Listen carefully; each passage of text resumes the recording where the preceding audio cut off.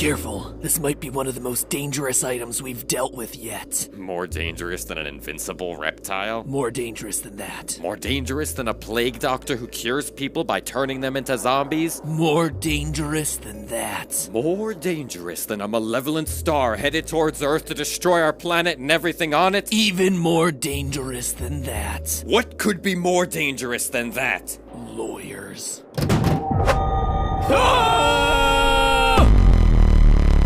Hello, Internet! Welcome to Game Theory, the show that usually starts with the signature Game Theory cheesy joke, trademark. But today we're skipping all that and going straight to Matt Pat's serious time, trademark, to talk about what exactly a trademark actually means and why it's threatening a whole bunch of gamers, and maybe worse, a whole bunch of game developers, and even worse, the entirety of the Internet. And like our very own James Bond mystery, this theory has taken us all the way up to the icy depths of Soviet Russia. Sorry, nope, not the 70s anymore, it just takes us to regular present-day Russian Federation. Now, if you haven't heard the story yet, well, it means that you don't watch Markiplier, considering he's been one of the only big voices bringing attention to the issue, which is a shame because it's a story that needs to get out there for the benefit of hundreds of creators and the people who love what they do. So that's my goal today, to catch you up on what's going on, give a deeper dive into all the legal stuff that Mark left out of his video, and ultimately spread the word about a horror story that's much more real, much more scary, much more dangerous than the bulk of SCP's library of fictional monsters. If you're unfamiliar, the SCP Foundation is a massive, collaborative, community-driven creative writing project that lives at scpwiki.net. It might not look flashy on the outside, but it's a place for writers of all kinds to catalog the fantastic and sometimes frightening entities that are captured by the fictional SCP Foundation. The letters SCP standing for Secure, Contain, and Protect, the mission of this fake organization. It's like a group of people who are collectively writing the book Fantastic Beasts and Where to Find Them, but instead of, cute fantasy creatures, they're all nightmarish horror monsters embodying our deepest fears and insecurities. It's like if Tim Burton created Pokemon. The collection of stories at scpwiki.net has also served as the basis for tons of indie horror games that you might know. SCP Containment Breach is a favorite among Let's Players. SCP Blackout is a VR horror game. I mean, we just spent 3 weeks covering Boneworks and Duck Season, right? Well, all the symbols that were used in the mysterious messages along the walls of those games? Those are all SCP field codes in a game that has a decidedly different feel than a lot of the other indie horror titles out there. Heck, its influence has even creeped into the mainstream. Take, for example, Control, a game that spent the end of last year getting showered with Game of the Year awards. In an interview with Kotaku, the game's director confirmed that the similarities with SCP weren't just a coincidence, and that the SCP Foundation was an influence in that game. SCP has even gone as mainstream as Netflix, where filmmaker Max Landis was apparently so taken with the SCP lore that he himself contributed an entry to the wiki, SCP-2137, in fact. In short, if you're a fan of indie games, creepypastas, or horror stories like I know a lot of you who watch this channel are, chances are that you've seen or played something that has been directly influenced by what happens on SCP Wiki. So clearly the SCP community's inspired a lot of media out there, some of which is making big bucks. And yet, you don't hear about writers of SCP stories harassing game makers online, accusing them of stealing art or stories or anything like that. This is 2020, where's all that internet rage, trademark? Is the SCP community just really nice? Well, yeah, actually, that's kinda it. All SCP content cataloged on the wiki falls under what's known as a Creative Commons license. What is this and why haven't you heard of it? Don't worry, none of the music studios on YouTube have heard of it either.